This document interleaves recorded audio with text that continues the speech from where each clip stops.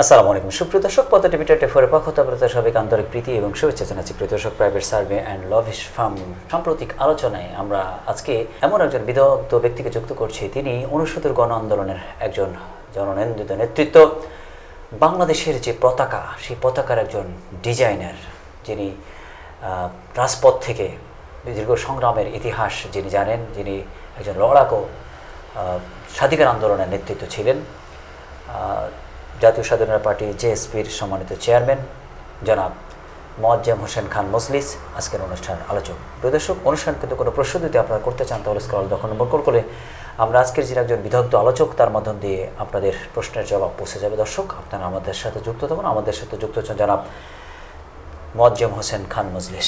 জি জনাব, আপনার দর্শক শ্রোতাদেরকে জানাতেন আমাদের রাষ্ট্রের অনেকগুলি টানাপোড়েন হয়েছে, অনেকগুলি অদ্ভুতের ঘটনা ঘটেছে, অভ্যুত্থানের ঘটনা ঘটেছে।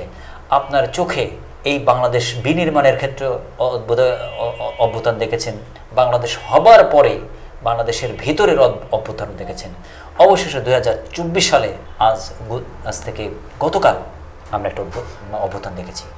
এই যে সেই পাকিস্তান সৃষ্টির পূর্বকালের অভ্যুত্থান, বর্তমানের অভ্যুত্থান, এই বিষয়গুলো নিয়ে জাতির অনেক কিছু জ্ঞানগর্ভ শিক্ষা রয়েছে। তো আপনি দর্শকদের জানাতেন যে শুরুর অভ্যুত্থানগুলি কেমন ছিল বা বর্তমান অভ্যুত্থানগুলির মধ্যে পার্থক্য কি ছিল? আপনাকে ধন্যবাদ।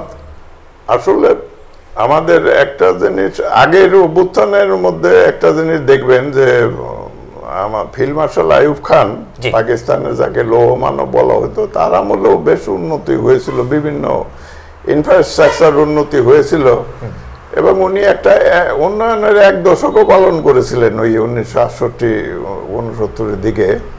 তারপরেও তার বিরুদ্ধে কেন জনগণ দুর্বার হলো? এর মূল কারণ হলো উনি যথেষ্ট উন্নয়ন করার পরেও উনি গণতান্ত্রিক যে স্পেসটা, মানুষের যে ভোটাধিকার, সেই জিনিসটা উনি অবরুদ্ধ করে রেখেছিলেন বলেই। আরেকটা জিনিস হলো যে উনি একটা, যেমন আমাদের মুক্তিযুদ্ধেরও একটা ইতিহাস, আমাদের এখানে একটা ভুল মানে অনেকেই বলে যে 52 সালের আন্দোলনের ফলেই আমরা পাকিস্তান থেকে বিচ্ছিন্ন হয়ে যেতে চেয়েছি বা ওইটাই সূত্র।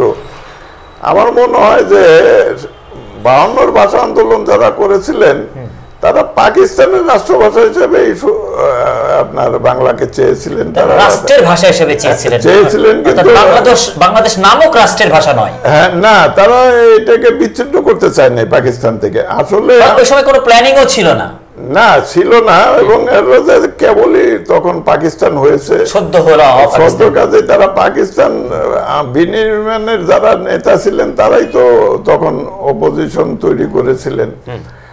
তো তারা আসলে আমাদের এখানে স্বাধীনতা যুদ্ধের একটা প্রকৃত ইতিহাস, অনেকেই বলে যে এটা প্রকৃত ইতিহাস লেখা দরকার আমাদের, কিন্তু আসলে কেউ এটাকে পিন পয়েন্ট করতে পারে না যে কোথায় থেকে আমাদের বিচ্ছিন্ন হওয়ার ইচ্ছাটা জাগলো অথবা আরেকটা স্বাধীন রাষ্ট্র করার চিন্তা জাগলো। আমার মনে হয়, মানে আমার দৃষ্টিতে, যে একটা হলো যে ধরেন পাকিস্তান হওয়ার পরেই একটা বৈষম্য দেখা দিল প্রথম, সেটা ভাষার কারণেই হোক। একটা বড় নেতার ছোট ভুলই একটা দেশকে মানে অনেকটা ধ্বংস করে দিতে পারে। তখন পাকিস্তানের প্রতিষ্ঠাতা মোহাম্মদ আলী জিন্না সাহেব ওই সময় যদি রাষ্ট্রভাষা উর্দু উর্দু শিল্পীদের স্টেট ল্যাঙ্গুয়েজ অফ পাকিস্তান এটার উপরে এতটা জোর না দিতেন, তাহলে হয়তো আমরা হঠাৎ করে মুসলমান থেকে আবার বাঙালি হয়ে যেতাম না আর কি। তো আমার মনে হয় যে ওইটা ওনার টাইমিং এর একটা গন্ডগোল ছিল, কারণ যখন পাকিস্তান হয় তখন মাত্র 3% লোক পাকিস্তানের উর্দু ভাষায় কথা বলতো, বাঙালিরা বাংলা, পাঞ্জাবিরা পাঞ্জাবি, বেলুচ আর কি, ফ্রন্টিয়ার্সরা পশতু ভাষায়। কিন্তু 200 বছর যেহেতু আমরা ইংরেজদের অধীনে ছিলাম, কিন্তু ইংলিশটা সবাই জানতো। তখন যদি টেম্পোরারি পিরিয়ডের জন্য ইংলিশকেই রাষ্ট্রভাষা রেখে দিয়ে হয়তো ভবিষ্যতের জন্য উর্দুকে সমগ্র পাকিস্তানে সেকেন্ড ভাষা হিসাবে পড়ানো, ওটা দীর্ঘদিনের প্রক্রিয়ার ফলে এটা হয়তো ওইটা হতো। আচ্ছা জনাব, এখানে ভারতের শিক্ষা আছে কিনা? ভারতের অঙ্গরাজ্য, তারা অঙ্গরাজ্যের ভিন্ন ভিন্ন ভাষা রয়েছে এবং সেটার সংখ্যাও কিন্তু কম না।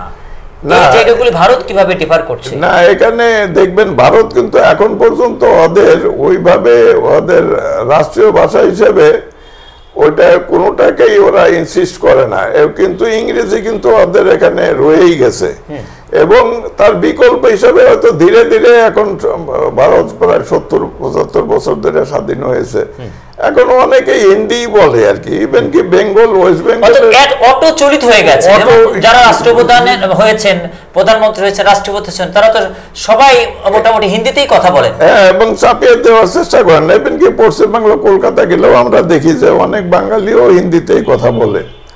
তো এখন হলো যে প্রথম যেটা আমাদের এখানে ভুল যেটা হলো আর কি, মানে আমাদের বড় নেতার একটা ছোট ভুল আর কি, যেটা যেভাবে একটা জাহাজের ছোট ছিদ্র একটা জাহাজকে ডুবিয়ে দিতে পারে।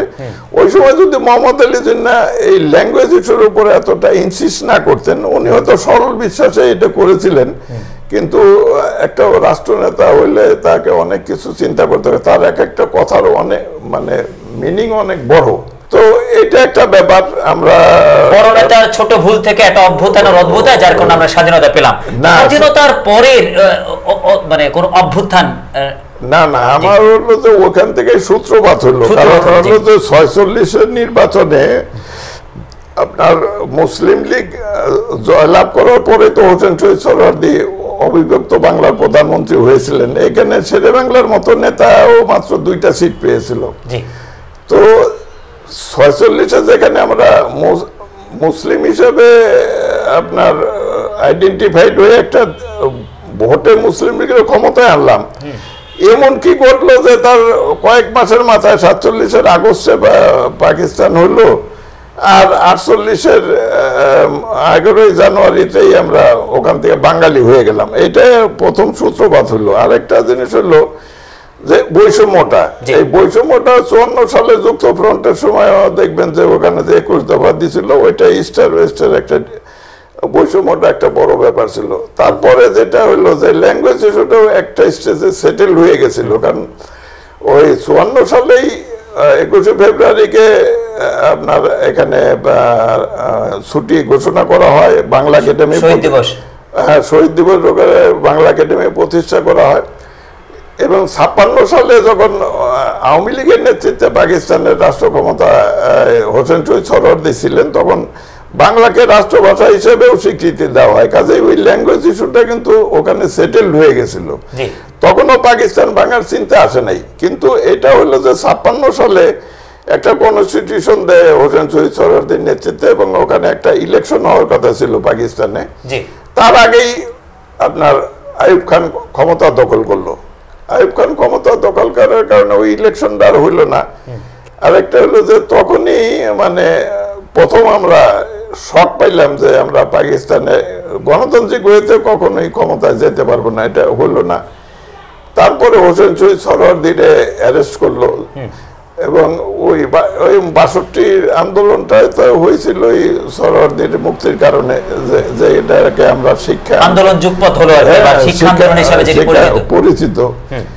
তো এলো 58 আইয়ুব খানের ক্ষমতা দখল, 62 শিক্ষা আন্দোলন সোহরাওয়ার্দী সাহেবের অ্যারেস্টের কেন্দ্র করে। 64-তে সারা পাকিস্তানে একটা নির্বাচন হয়, সেখানে অনেক আশা ভরসা নিয়ে এই দেশের লোকগণ আপনার মৌলানা ভাসানী থেকে আরম্ভ করে পাকিস্তানের সমস্ত বিরোধী দলের লোকরা, বঙ্গবন্ধু সহ, তারা পাকিস্তানের প্রতিষ্ঠাতা মোহাম্মদ আলী জিন্নাহর বোন ফাতেমা জিন্নাহকে আইয়ুব খানের বিরুদ্ধে ক্যান্ডিডেট করলো। তো সেখানে যথেষ্ট জনপ্রিয়তা থাকা সত্ত্বেও দেখা গেল যে ইলেকশন সিস্টেম, যেহেতু আইয়ুব খান বেসিক ডেমোক্রেসি দিছিল, সরাসরি ভোটে প্রেসিডেন্ট নির্বাচিত না হয়ে ওই যারা মৌলিক গণতন্ত্রের ভিত্তিতে মানে যারা আগে ওয়ার্ড মেম্বার হইতো ওদের মাধ্যমে হইলো, সেখানে ফাতেমা জিন্নাহ পরাজিত হইলো। কিন্তু ওইখানে আবার আরেকটা জিনিস হইলো যে ওখানে আরেকটা ওই ইলেকশন ক্যাম্পেইনের মূল জিনিসটাই ছিল পাকিস্তানের পূর্ব ও পশ্চিম পাকিস্তানের একটা বৈষম্য, মানে একটা পোস্টার দেওয়া হয়েছিল সোনার বাংলা শ্মশান কেন। তো এইটা একটা জিনিস, আমরা ইলেকশনেও পরাজিত হইলাম, আবার ওই সোনার বাংলা শ্মশান কেন ওইটাও আমাদের মনের মধ্যে রয়ে গেল। 64-র অভিজ্ঞতার পরে 65-তে পাকিস্তান ইন্ডিয়া যুদ্ধ হলো। সেই যুদ্ধে দেখা গেল যে আমাদের এখানে মাত্র 20,000 সৈন্য ছিল। তো ইচ্ছে করলে ভারত আমাদের দখল করে নিতে পারতো, কিন্তু ভারত অরক্ষিত একটা স্বাধীনতা ছিল, হ্যাঁ ছিল, কিন্তু ভারত এখানকার জনগণের সেন্টিমেন্ট আবার প্রো পাকিস্তানি ছিল বা অ্যান্টি ইন্ডিয়ান ছিল। ভারত তো এখানে ইন্টারভেন করে নাই, কিন্তু আমরা যে অরক্ষিত এটাও আমাদের মনে আসলো। এইখান থেকে ইভেন কি আমাদের এই যে বৈষম্যটা এটা প্রকট হয়ে আসলো ওই সেটা যে কারণে এই 66 পাক ভারত যুদ্ধের পরে এখানে আরেকটা ঘটনা ঘটলো। সেটা হইলো যে আইয়ুব খান মৌলানা ভাসানীকে আচ্ছা বললেন যে স্যার হুজুর আপনারাই পাকিস্তান আনছেন, এখন দেখেন পাকিস্তানটা কিভাবে রক্ষা করা যায়। ওই সময়ই বঙ্গবন্ধু শেখ মুজিবুর রহমান ওই যে 6 দফা দিলেন, এবং 6 দফা দিয়ে পূর্ব পশ্চিম পাকিস্তানের যে ডিফারেন্সটা এটাকে তুলে ধরেই 6 দফা দিলেন লাহোরে একটা বিরোধী দলের সম্মেলনে। ওটা পাকিস্তানের তো গ্রহণ করলোই না, মানে এই আর কি। অপরন্ত তাকে অ্যারেস্ট করা শুরু হলো, সকালে অ্যারেস্ট করে বিকালে জামিন পায়, আবার পরের দিন আরেক জায়গায় আর কি সেটাই হইল।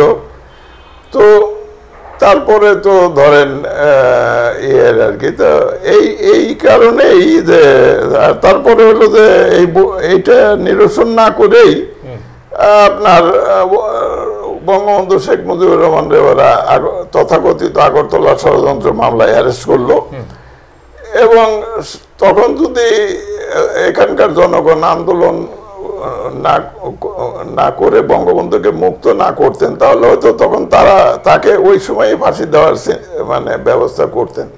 তো এই যে আপনার যেটা বললেন যে 69-এর গণ অভ্যুত্থান, সেই গণ অভ্যুত্থানটা মূলত ওই কারণেই হইলো আর কি। সেই গণ অভ্যুত্থানটা হওয়ার পরেই আমাদের এখানে ওনারা আগরতলা কনস্পিরেসি কেসের ওনারা মুক্ত হইলেন, এবং তারপরে যে পাকিস্তানিরা একটা নির্বাচন দিল 70-এর নির্বাচন, সেই নির্বাচনেও এটা নিরঙ্কুশ বিজয় আসলো। এবং সেই 69-এর আন্দোলনের ফলে বঙ্গবন্ধু এত এম্পাওয়ার্ড হয়ে যান, উনি বললেন যে আমি ওয়ান ম্যান ওয়ান ভোট চাই, আমি প্যারিটি মানি না।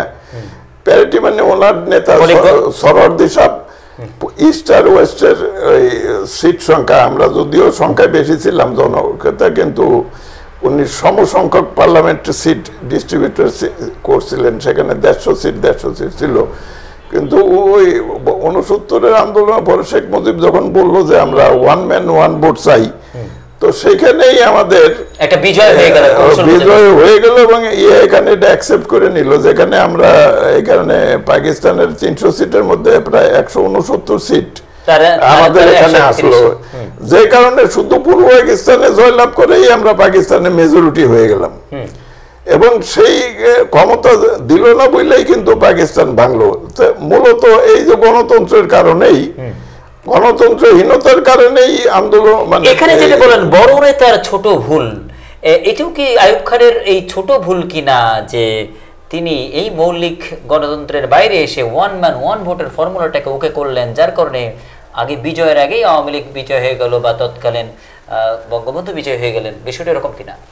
না, ওখানে আইয়ুব খান এটা অ্যাকসেপ্ট করে না। এটা তখন আইয়ুব খান অলরেডি এখানে কাছে ক্ষমতা ট্রান্সফার করতে, এটা এখানে অ্যাকসেপ্ট করছিল। তো এখানেরও এটা হলো বড় নেতার ছোট ভুলের মতো কিনা? ছোট ভুল, হ্যাঁ সেটাও ঠিক আর কি। কারণ ওই কারণেই আসলে আমরা এটা আমাদের মুক্তিযুদ্ধের একটা টার্নিং পয়েন্ট। এই যে আমরা যে পাকিস্তানের সংখ্যাগরিষ্ঠ সিটের মালিক হইলাম, যে কারণে শুধু পূর্ব পাকিস্তানে জয়লাভ করেই পাকিস্তানের মেজরিটি পার্টির লিডার হয়ে গেলেন বঙ্গবন্ধু এবং পাকিস্তানের ক্ষমতার দাবিদার হয়ে গেলেন। তো ওইটা কিন্তু এই জন্য এটা 69। তাহলে বড় নেতার ছোট ভুল আমরা দুটা পেলাম। এখন আমরা আরেকটু অ্যাডভান্স হতে চাই। সেক্ষেত্রে পরবর্তী গণঅভ্যুত্থান আসলে কত সালে এবং কত তারিখে এবং কি প্রেক্ষাপটে হয়েছে? পরবর্তীতে যেটা হলো যে বাংলাদেশ স্বাধীন হওয়ার পরে অনেকে বঙ্গবন্ধুকে বলেছিলেন যে আপনি যে দলগুলো আপনার মুক্তিযুদ্ধের সমর্থন করছে এদের নিয়ে একটা সরকার, জাতীয় সরকার করেন।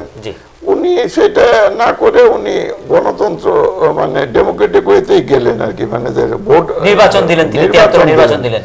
কিন্তু ওইখানে ওই যে বঙ্গবন্ধুর একটা ছোট ভুল হলো, সেটা হলো ঠিক আছে উনি জাতীয় সরকার না করে নির্বাচন দিছেন, কিন্তু নির্বাচনে অল্প কিছু বিরোধী দলের নেতারা জিততেছিল, তাদেরকে হয়তো 15-20 জন হবে, তো এদেরকে উনি জিততে দিলেন না। এটা আরেকটা বড় নেতার ছোট ভুল আর কি, যে কারণে যেমন ওখানে মেজর জলিল জিততেছিল, রাত 3টা পর্যন্ত দেখলাম যে অনাথ বাহিনী রেখেছে, জিতেছিল। ওই যদি জিততে দিত তো এরা পার্লামেন্টে ঢুকলে তো আর পার্লামেন্টের বিরুদ্ধে আন্দোলন করতো না। এখানে আলিম আল রাজি জিতছিল, ওলিয়াদ জিতছিল বা মেনন জিতছিল, অল্প কিছু হয়তো 20-25 জন আসলো, তারা সংসদে যেত, কিন্তু তাদেরকে যেতে দেওয়া হলো না আর কি। এই জন্য এটা একটা ব্যাপার, যে কারণে এরাও বুঝলো যে এরা ইলেকশনের মাধ্যমে ক্ষমতায় যাইতে যাবে না, রাজনীতি করা যাবে না বা নেতৃত্ব যাওয়া যাবে না বা পার্লামেন্টে যাওয়া যাবে না, যে জন্য এরা এদের বিরুদ্ধে গণ আন্দোলন গড়ে তুলল, মানে একটা ধ্বংসাত্মক রাজনীতির দিকে চলে গেল আর কি। এটা একটা ব্যাপার, যে কারণে এই যে 75-এর একটা মর্মান্তিক দুর্ঘটনাটা ঘটলো, এটা একটা ব্যাপার। আর একটা হলো যে এই পরবর্তীকালে 75-এর 3 নভেম্বরে একটি ঘটনা ঘটলো, জাতীয় 4 নেতা হত্যা করার পরের প্রেক্ষাপটে একটা গণ অভ্যুত্থান হলো সেনাবাহিনী কেন্দ্রিক। এটার প্রেক্ষাপট কিভাবে হলো? একটা হলো যে আমাদের জনগণ হলো যে একটা ভারত বিরোধী মনোভাব আর কি, অপোজিশন যারা ছিল তারা এটাকে রুশ ভারতের দালালরা হুঁশিয়ার সাবধানে এগুলো করে এরা একটা পপুলারিটি নিয়েছিল, এই জন্য অ্যান্টি ইন্ডিয়ান একটা সেন্টিমেন্ট তৈরি হয়ে গেছিল আর কি।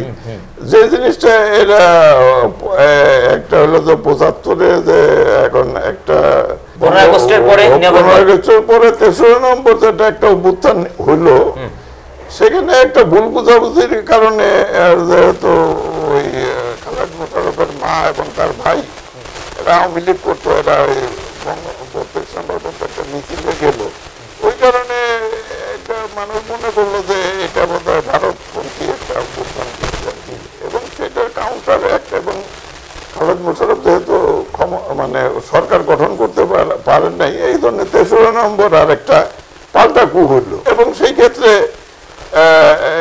আর কি সেইখানে জনতা এবং সিপাহী এরা একটা স্লোগান উঠে গেল, সিপাহী জনতা ভাই ভাই।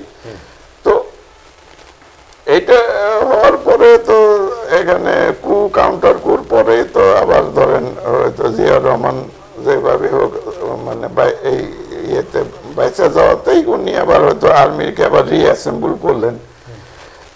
আবার তারপরে তো ধরেন জিয়াউর রহমানের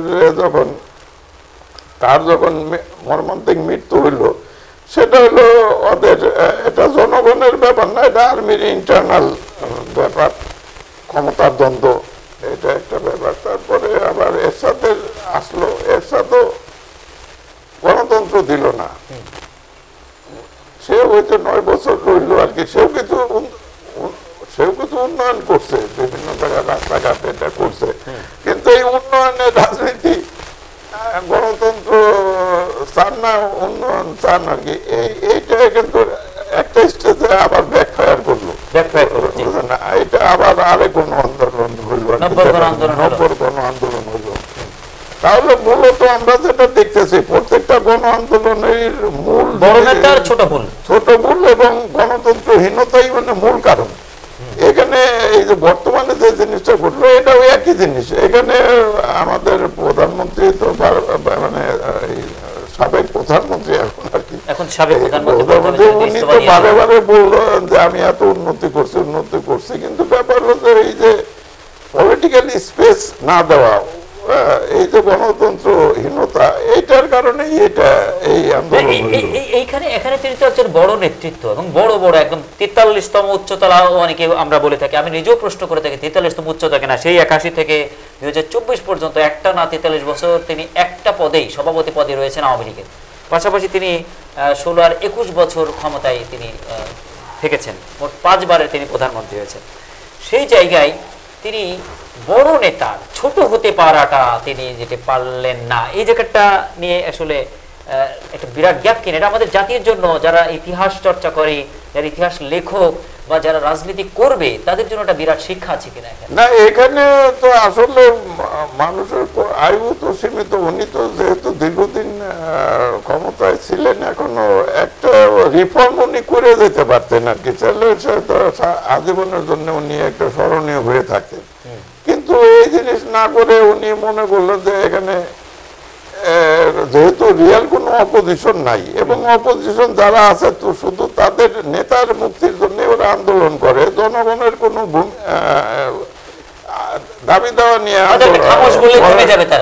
কিন্তু সেই কারণে জনগণ এদের আন্দোলনে অংশগ্রহণ করে নাই।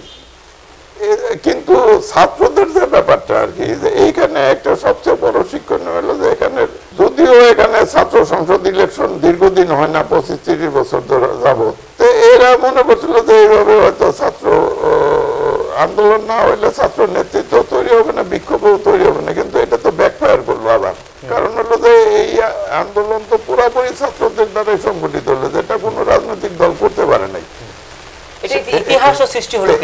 এটাও ইতিহাস ছিল এবং এখান থেকে সবচেয়ে বড় শিক্ষা নেওয়া উচিত হলো যে ছাত্রদের আন্দোলন কখনো বিছা যায় না। দ্বিতীয় নম্বর হলো যে ঢাকা বিশ্ববিদ্যালয়ের বা এদের যে ক্ষমতা, এই জিনিসটাও বুঝতে হবে আর কি, যে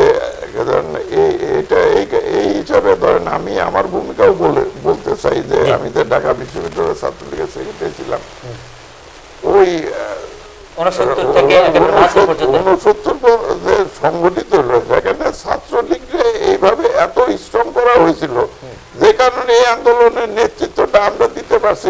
স্টুডেন্ট পাওয়ারটা যেটা সেই সময় গণ আন্দোলনের ক্ষেত্রে কাজে লেগেছে, মুক্তিযুদ্ধে সেটা করছে এবং এখনো তাই হলো। এখনো ধরেন সামান্য কয়েকদিনের ব্যবধানে শুধু ছাত্রদের সংগঠিত শক্তির এখানে প্রত্যেকটা আন্দোলনে একটা জিনিস দেখা যাবে, সেটা হলো যে প্রত্যেকটা আন্দোলনে ছাত্ররা শুরু করে জনগণ সমর্থন দেয়, রাজনৈতিক দলগুলো পরে আসে। ভাষা আন্দোলনেও তাই হয়েছে, 69-এও তাই হয়েছে, 90-এও তাই হয়েছে।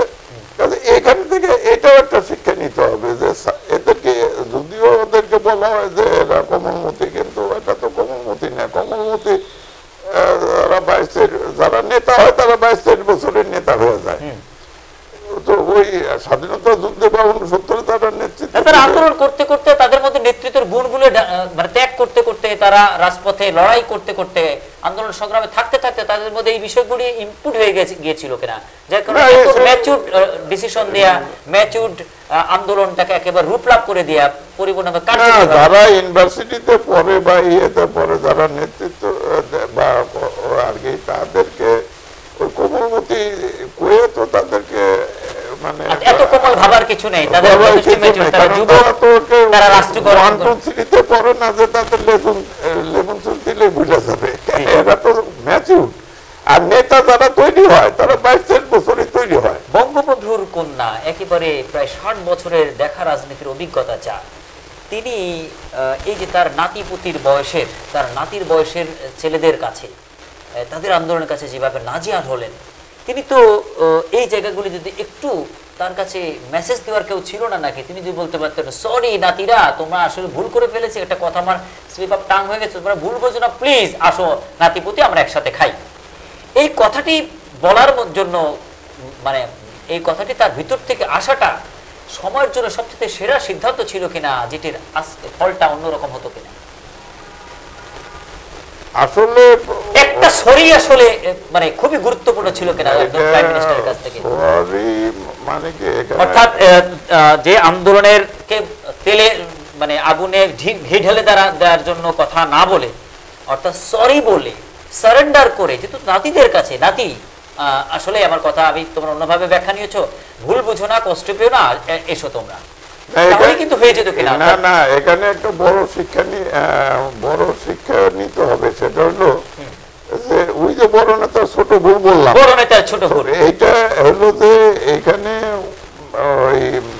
যেহেতু অপোজিশন নাই, ওনার কিছু স্থাপক আছে, স্থাপকরাও বিভিন্ন উদ্দেশ্য নিয়ে ওনারে সাপোর্ট করতেছে। এখানে এটার মধ্যে যেমন ধরেন এই যে আন্দোলনটা ছাত্রদেরকে তো ডাইকে আনলো ওবায়দুল কাদের, তার মহাসচিব, সে কি বললো, ছাত্রদের এই আন্দোলন বললো যে এটা বিএনপি জামাত স্পন্সর করছে,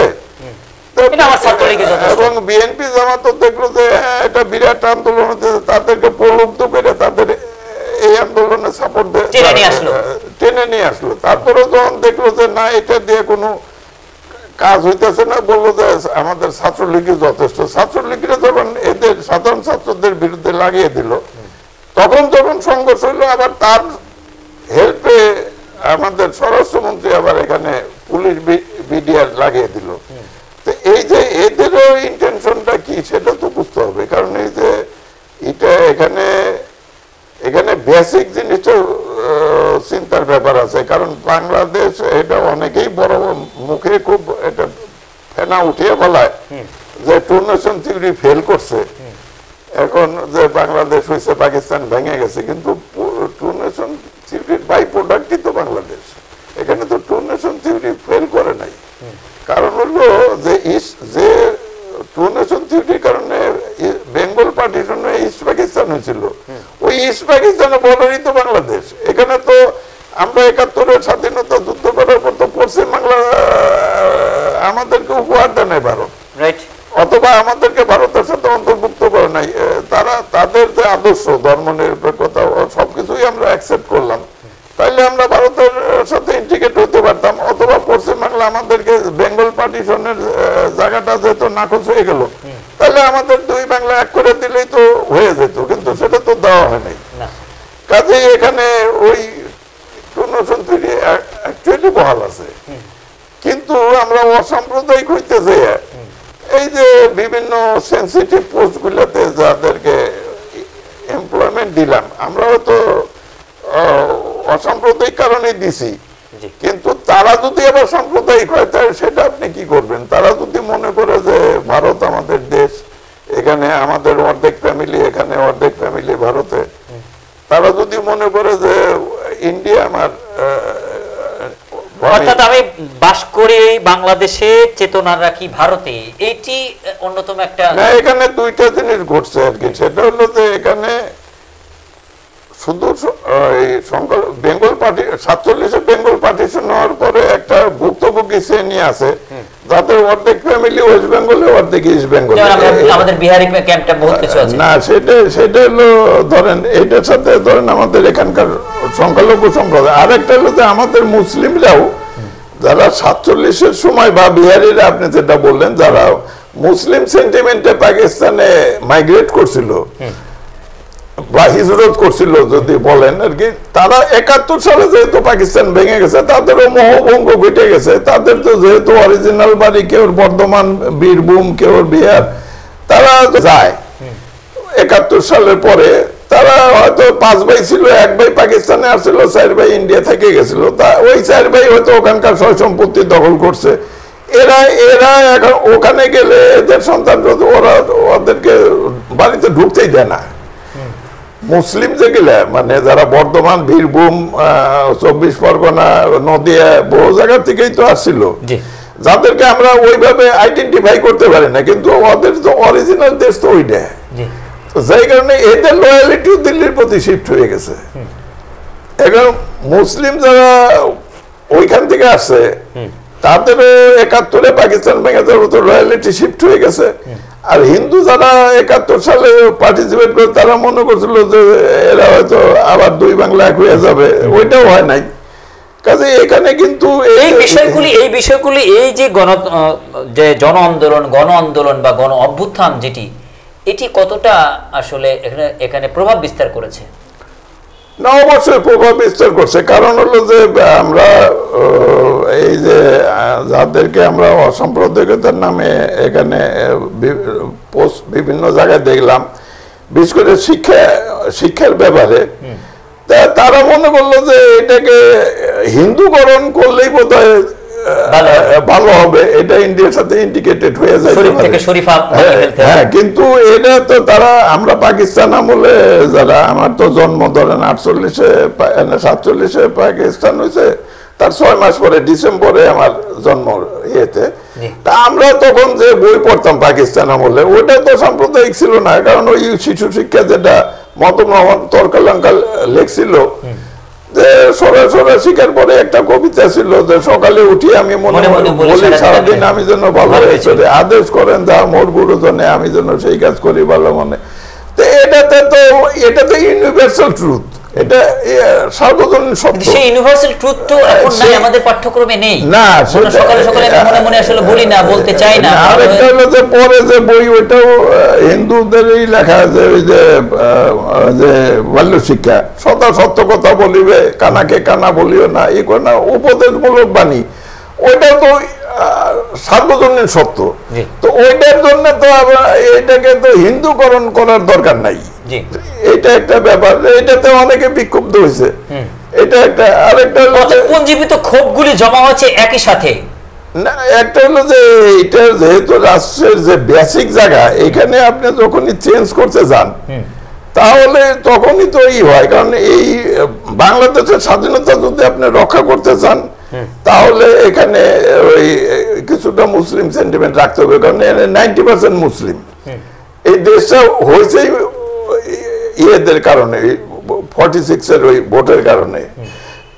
এই কারণে এখন হলো এই যে ক্লাস 2-তে উঠলে আমরা হাজী মোহাম্মদ মহসিনের গল্প শুনে আমরা মহৎ হইতে চাইছি, ঈশ্বরচন্দ্র বিদ্যাসাগরের মাতৃভক্তির কথা শুনে আমরা মানে দেশের প্রতি ভালোবাসা সৃষ্টি, মায়ের প্রতি ভালোবাসা, যে উনি দামোদর নদীর পারে এসে যখন দেখলো যে নাই খেয়ে নাই, উনি ছাত্রে পার হয়ে গেলেন, মাত্র একটা পালন করতে, অথবা উনি স্ট্রিট লাইটে যে বই পড়তেন।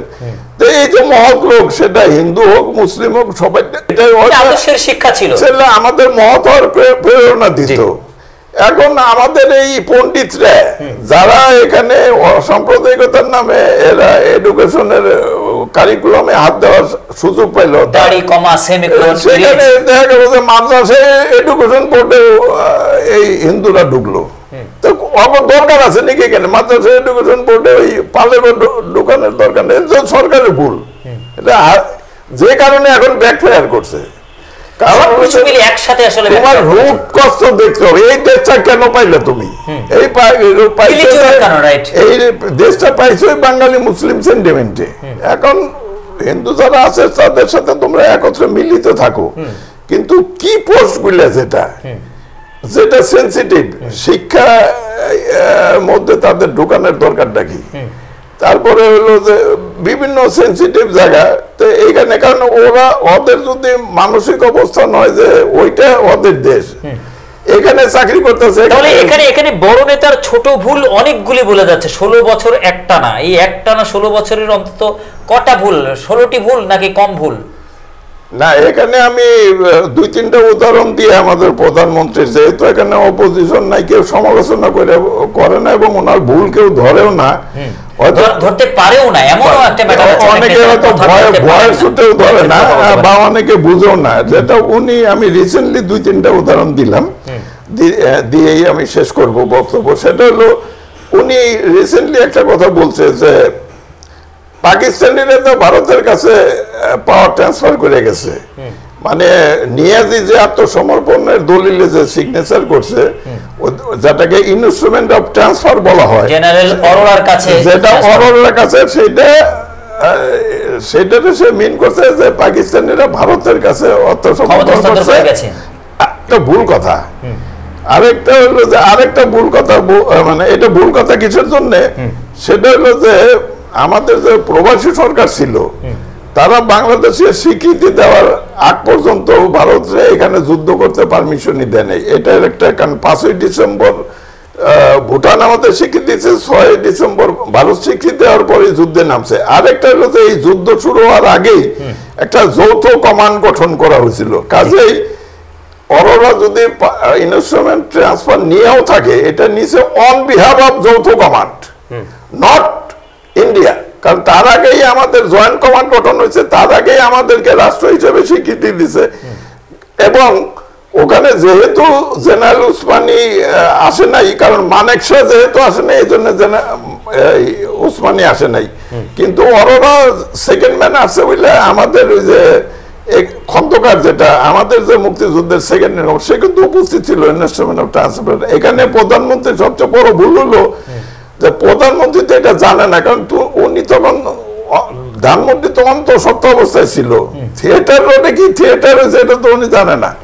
কাজেই এই যে ঐতিহাসিক ভুল, এটা না, এইটা ঐতিহাসিক ভুল মানে কি? তারপরে উনি আরেকটা কথা বলছে যেটার মধ্যে সবাই সেন্টিমেন্টাল লাগছে, ইভেন কি আমাদের আর্মির সেন্টিমেন্টাল লাগছে, সেটা হলো যে দ্বিতীয় বিশ্বযুদ্ধের পরেও জাপান জার্মান থেকে এখনো আমেরিকান সোলজার প্রত্যাহার করা হয়নি।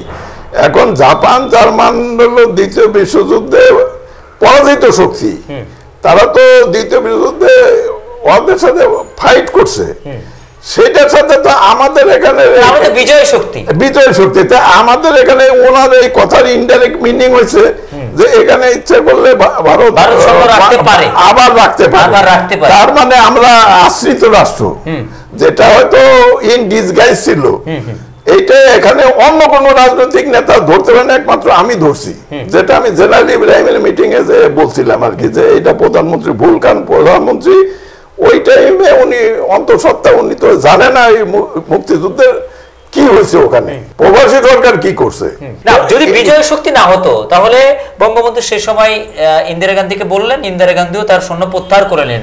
বিজয় শক্তি না হলে তো আর সৈন্য প্রত্যাহার। আরেকটা হলো যে যদি পাকিস্তান ভারতের কাছে ই করে, যে আমি যার মিটিং এ বক্তব্য দিলাম ও যে বীর প্রতীক লাগায় জেনারেল ইব্রাহিম, তো ওই বীর প্রতীক ও কিসের পাইলো? ও যুদ্ধের কারণেই তো পাইছে, যুদ্ধের কারণে তো পাইছে, বিজয়ের কারণে হয়েছে। পরাজিত সৈনিক তো বীর প্রতীক হয় না, তার মানে আমাদের পুরো এন্টায়ার নেশনকে প্রধানমন্ত্রী পরাজিত শক্তি দেখাইছে, এবং ভারত এখানে বৈধভাবে সৈন্য রাখতে পারে, ভারত প্রলুব্ধ করছে। এটা যে গ্রেট মিস্টেক, বিনা কারণে এই গন্ডগোল হয় নাই, কারণ আমি ওইটা সেনাবাহিনীর ই করছে, মাইন্ড করছে, যে তার মানে হলো যে তারা দিতে ইচ্ছা করলে ইন্ডিয়ার সৈন্য আবার এখানে পার্মানেন্টলি রাখতে পারে।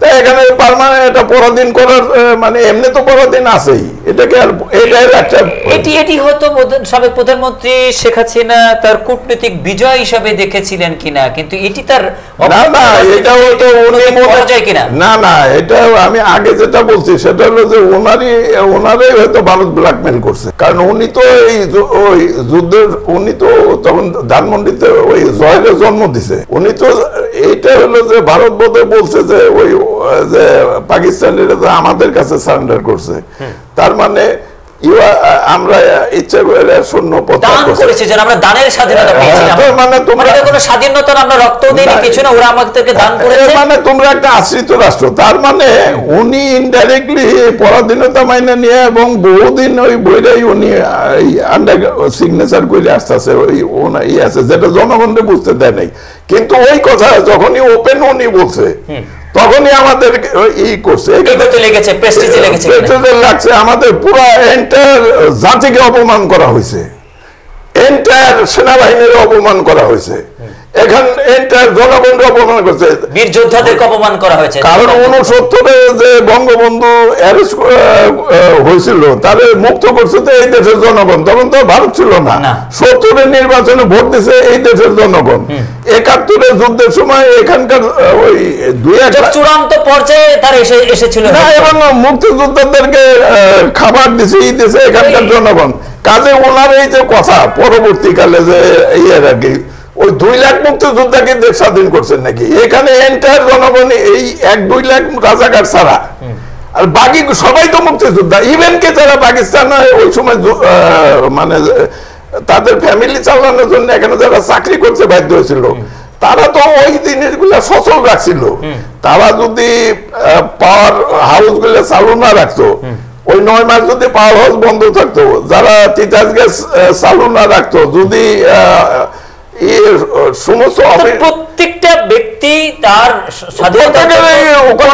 কন্ট্রিবিউশন আছে। তারপরে ফ্যামিলির একজন বা দুইজন ইন্ডিয়া গেছে, কিন্তু বাকি ফ্যামিলির লোকজন যে খাওয়ানোর জন্য তো তার বাধ্য হয়ে চাকরি করতে হয়েছে। চাকরি করতে যে উনি ইনস্টিটিউশন বাঁচিয়ে রাখছে। উনি যদি এরা যদি পুরা বন্ধ করে দিত, ওই 9 মাস পরে তো জং পড়ে যেত, কোনো পাওয়ার হাউসে চলতো না, কোনো কিছুই চলতো না, সমস্ত নেশন একদম ওই সময় হয়ে যেত। কাজে এটা ওনার এটা বোঝার ভুল। এটা তো বড় নেতা ছোট ভুল, বড় ভুল। এবং এইটা গেছে আরেকটা হলো ওনার আরেকটা ভুল আছে, সেটা হলো উনি কথা কথা বলে যে আমি বঙ্গবন্ধুর কন্যা। উনি হলো শেখ মুজিবের কন্যা। বঙ্গবন্ধু টাইটেলটা আমরা দিছি, এটা তো আলংকারিক পদ। এটা হলো এখানকার ছাত্র জনতা তাকে উপাধি দিয়েছে। কাজে বঙ্গবন্ধুর কন্যা উনি একা না, আমরাও বঙ্গবন্ধুর সন্তান। সে যদি জাতির পিতা হয়, আপনিও শেখ মুজিবের সন্তান, শেখ মুজিবের প্রপার্টির উনি অংশীদার হবে, ওইটা আমরা হব না, কিন্তু বঙ্গবন্ধুর অংশীদার তো আমি। এখানে একটা কথা বলা যাইতে পারে যে পার্টি যার যার, বঙ্গবন্ধু সবার। বঙ্গবন্ধুর যখন সবার করে নেই বুঝলেই কিন্তু আজকে বঙ্গবন্ধুর স্ট্যাচু ভাঙা হইতেছে। এখানে আরেকটা জিনিস আছে, সেটা হলো বঙ্গবন্ধুরে যেভাবে আমরা, আপনি যেটা বললেন বঙ্গবন্ধু সবার না, সেটি আরেকটা উদাহরণ হচ্ছে এই যে মতিয়া, তিনি 74-75-এ তিনি এন্টি বঙ্গবন্ধু রাজনীতি করতেন বা এন্টি মুজিবের রাজনীতি করতেন, অর্থাৎ ডুগডুগি বাজাবো, পিঠের চামড়া তুলবো, এরকম অনেক কথাবার্তা বলতেন। পরবর্তীতে তিনি কিন্তু এই ব্যক্তিকে জাতির কাছে ক্ষমা না করিয়ে তিনি কিন্তু নিজে নিজে ক্ষমা করে তাকে দলে জায়গা দিয়েছেন। না, এটা তো ধরেন হয়তো তার দলে গেছে, এটা ঠিক আছে, কিন্তু আরেকটা উদাহরণ দেই, যেমন ডক্টর কামাল হোসেন, উনি তো বঙ্গবন্ধুর সহযোগী ছিলেন। এখন উনি আরেকটা দল করেন, গণফোরাম। এই যে আসম হলফ, মুক্তিযুদ্ধের সময় একটা 4 খলিফার 1 খলিফা, বঙ্গবন্ধুর প্রতি শ্রদ্ধা আছে, সে আরেকটা দল করে। এখন যখনই বঙ্গবন্ধুর জন্মদিন বা মৃত্যুদিন আসে, তখন ওই 32 নম্বরে যদি যায়, তাদের তো সিকিউরিটি প্রবলেম আছে। আওয়ামী লীগের লোকরা, পঙ্কজ দেবনাথরা তো বাড়িও দিতে পারে তাদের। এখানে বঙ্গবন্ধুরে যেখানে তার যদি সরোয়ার্দী উদ্যানে একটা বঙ্গবন্ধু চত্বর করতো, ওইখানে সবাই তার পার্টি করুক বা না করুক, সবাই তার শ্রদ্ধা জানিয়ে একদিন, দলের বাইরে বঙ্গবন্ধুকে তারা আনতে পারে নাই, দলেরই ম্যানিফেস্টোর বঙ্গবন্ধুরা তো তারা সার্বজনীন করে নাই। এখন এই যে বঙ্গবন্ধুর পার্টি এই কথাটা সৈয়দ আশরাফ একবার বলছিল যে এখন আওয়ামী লীগ ক্ষমতায় আছে, বঙ্গবন্ধুর জন্মদিন মৃত্যুদিন বড় করে, যখন আওয়ামী লীগ ক্ষমতায় থাকবে না, তখন কি বঙ্গবন্ধু জন্মদিন মৃত্যুদিন এভাবে হবে? সার্বজনীন করতে তাহলে যে কেউ, প্রতিটা পরিবারে, মানে সেই আওয়ামী লীগ করুক, বিএনপি করুক আর জাতীয় পার্টি করুক, বঙ্গবন্ধুকে তারা যেভাবে আমরা 21 ফেব্রুয়ারিতে দলমত নির্বিশেষে সালাম রফিক জব্বারকে স্মরণ করি, যেমন ভালোবেসে সেই দলমত নির্বিশেষে সবাইকে, না ইভেন কি জাতীয় স্মৃতিসৌধে যেমন আমরা যে দলই করি সবাই যাই। এখন বঙ্গবন্ধুর একটা স্মৃতিস্তম্ভ যদি সরোয়ার্দী উদ্যানে করতো, যেখানে ওনার 7ই মার্চের ভাষণ, পাকিস্তান আর্মি সারেন্ডার, যেখানে ইন্দিরা গান্ধী ভারতীয় সেনাবাহিনী প্রত্যাহারের ঘোষণা দিছে, তাহলে হলো কি যারা এই আওয়ামী লীগ করে না কিন্তু বঙ্গবন্ধুরে ভালোবাসে, তারা হয়তো একদিক দিয়ে যে তার প্রতি পুষ্পস্তবক রেখে আরেক দিক দিয়ে বেরিয়ে চলে যেতে হতো। ওখানে আওয়ামী লীগ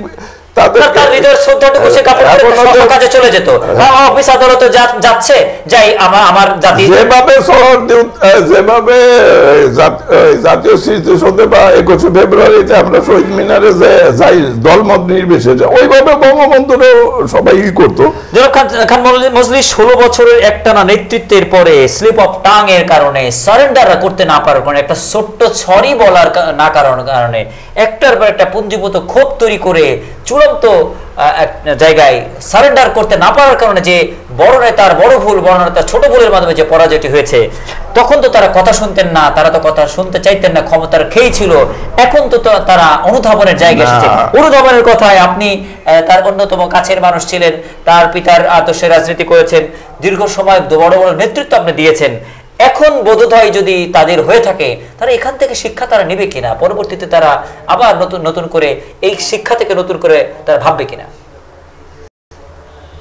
না, এখানে তো একটা হলো যে যেটা সব আন্দোলনের মূল কথা আমরা যেটা বললাম যে গণতান্ত্রিক স্পেস না থাকার কারণেই হয়েছে আর কি, সেইটা জিনিসটা তো এটা বুঝতে হবে, আগামীতেও যারা ক্ষমতায় আসবে তাদেরও বুঝতে হবে যে এই জিনিস আমরা যতই উন্নতি করি ওইটাতে ক্ষমতায় থাকা যাবে না যদি পলিটিক্যাল স্পেস না থাকে, মানে গণতন্ত্র না থাকে। এটা একটা ব্যাপার।